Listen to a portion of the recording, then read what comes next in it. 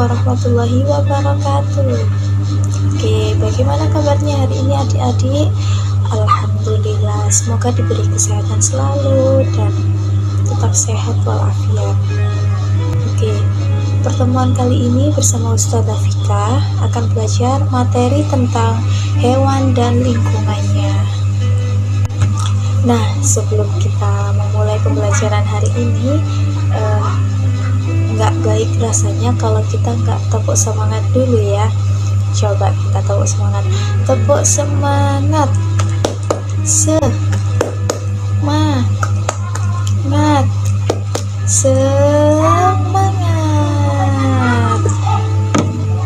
Oke, kita memasuki pembelajaran kali ini, yaitu materi tentang hewan dan lingkungannya. Oke, di sini kita akan membahas tentang hewan dan lingkungannya. Nah, hewan dan lingkungannya ini dibagi menjadi 3, yaitu ada lingkungan bagi hewan sebagai kondisi dan sumber daya, kemudian ada lingkungan biotik, dan yang terakhir ada lingkungan abiotik. Untuk pengertian hewan sendiri adalah organisme yang bersifat motil, yaitu dapat bergerak dan berpindah tempat. Gerakannya disebabkan oleh rangsangan tertentu yang berasal dari lingkungannya. Kemudian lingkungan hewan. Lingkungan hewan ini adalah semua faktor biotik dan abiotik yang ada di sekitarnya dan dapat dipengaruhinya. Nah, kita akan membahas tentang lingkungan bagi hewan sebagai kondisi dan sumber daya. Nah, ini Bacon pada tahun 1906 membedakan faktor lingkungan bagi hewan menjadi 2 kategori. Yang pertama ada kondisi dan yang kedua ada sumber daya. Untuk kondisi, faktor-faktor lingkungan abiotik yang keadaannya berbeda dan berubah sesuai dengan perbedaan tempat dan waktu. Untuk yang sumber daya, segala sesuatu yang dikonsumsi oleh organisme yang dapat dibedakan atas materi, energi, dan ruang. Hewan dan lingkungan biotik. Komunitas ini adalah beberapa jenis organisme yang merupakan bagian dari jenis ekologis tertentu. Unit ekologis yaitu suatu satuan lingkungan hidup yang di dalamnya terdapat bermacam-macam makhluk hidup. Contohnya ada tumbuhan, hewan, dan mikroorganisme, dan antar sesamanya dan lingkungan di sekitarnya, atau juga disebut abiotik, membentuk hubungan timbal balik yang saling mempengaruhi. Kemudian yang kedua ada ekosistem.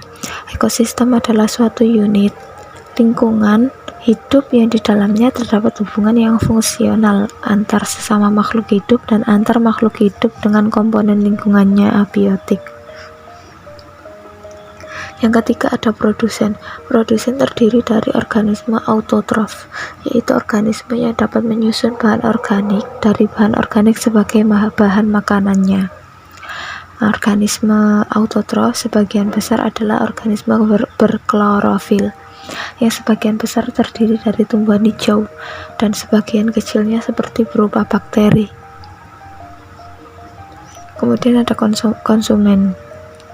Konsumen adalah komponen biotik yang terdiri dari organisme heterotrof, yaitu organisme yang tidak dapat memanfaatkan energi secara langsung untuk memenuhi kebutuhan energinya. Organisme yang tergolong konsumen adalah ada herbivor, karnivor, dan omnivor. Kemudian ada parasit. Parasit adalah hewan yang hidup pada hewan lain.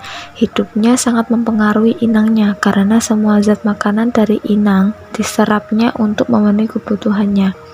Parasit berupa hewan kecil dan organisme kecil, contohnya jamur dan bakteri patogen.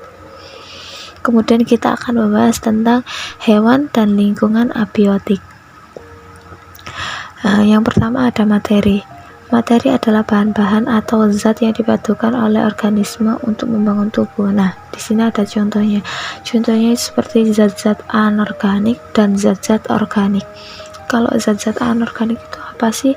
Zat-zat anorganik itu seperti air, garam-garam mineral, dan kalau zat-zat organik itu contohnya seperti tubuh organisme lain atau sisa-sisa tubuh organisme yang sudah mati. Kemudian di sini ada energi. Energi adalah daya yang dipadukan oleh organisme untuk melakukan aktivitas hidup. Contohnya apa ya? Contoh energi itu seperti energi matahari, energi listrik, dan lain-lain. Kemudian ada ruang. Ruang adalah tempat yang digunakan organisme untuk menjalankan siklus hidupnya. Nah, contohnya ruang ini seperti apa sih? Seperti hutan, laut, sungai, pantai, dan lain-lainnya. Kemudian ada medium. Medium adalah bahan yang secara langsung melingkupi organisme, dan organisme tersebut berinteraksi dengan medium. Fungsi medium yaitu tempat tinggal, sumber materi yang diperlukan untuk metabolisme tubuh, tempat membuang sisa metabolisme dan bereproduksi dan menyebarkan keturunan. Kemudian ada substrat. Substrat adalah permukaan tempat organisme hidup, terutama untuk menetap atau bergerak atau benda-benda padat, tempat organisme menjalankan seluruh atau sebagian hidupnya. Dan pembahasan yang terakhir ini adalah faktor lingkungan berdasarkan kondisi. Apa saja sih faktor lingkungan berdasarkan kondisi? Nah, di sini ada contoh-contohnya seperti tanah, air, temperatur, cahaya, gravitasi, gelombang arus dan angin, kemudian pH, dan yang terakhir ada salinitas.